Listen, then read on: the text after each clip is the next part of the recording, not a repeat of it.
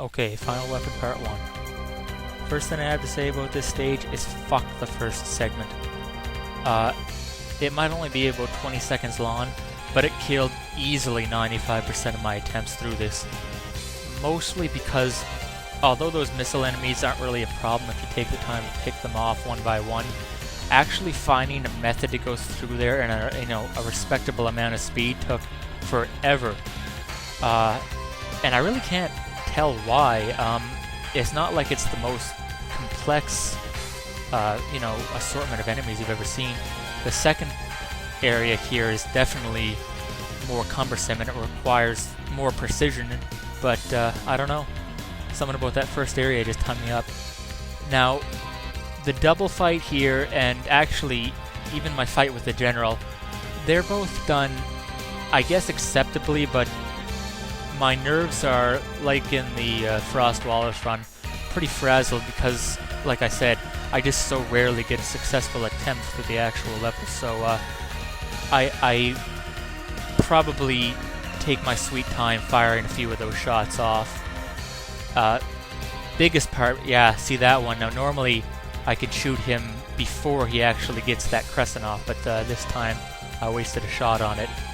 And the other big pain in the ass for this fight is the fact that you don't really know whether he's going to charge at the ceiling or throw one of those circular projectiles, and if he throws one of those and you fire off at him, you pretty much just fucked one because it will absorb the shot and he won't take any damage at all, so I hesitate a bit there. Coming up to the second area, this took, again, like the first part, a lot of planning to do.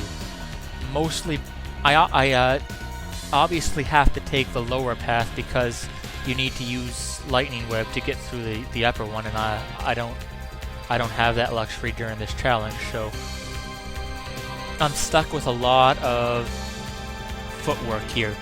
Just a lot of, dancing around on the obscure parts of the platforms in such a way that I can avoid actually taking a hit, or I can get rid of an enemy before I move on. I definitely think that was handled as tightly as it could have been within reason, though.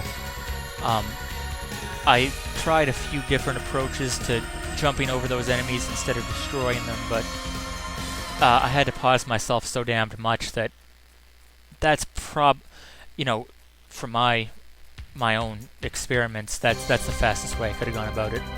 I'm pretty happy with the stage. It's just these boss fights, man. They could have been a lot better. See, right there, even I just kind of mindlessly fire into his arm. That costs a second or two, and even throughout the fight there, I really take my sweet time shooting off those busters, mostly because for some inexplicable reason I feel the need to hover around the lower part of the wall there. There's no reason to do that when he's not firing his orbs. It just, increases the time it'll take me to actually be able to hit him. But, getting back to the entire set of final stages themselves there, I really rarely have anything positive to say about X6, but I think both X5 and 6 can be forgiven for a lot of their bullshit just on the merits of the creativity put through in some of the stages.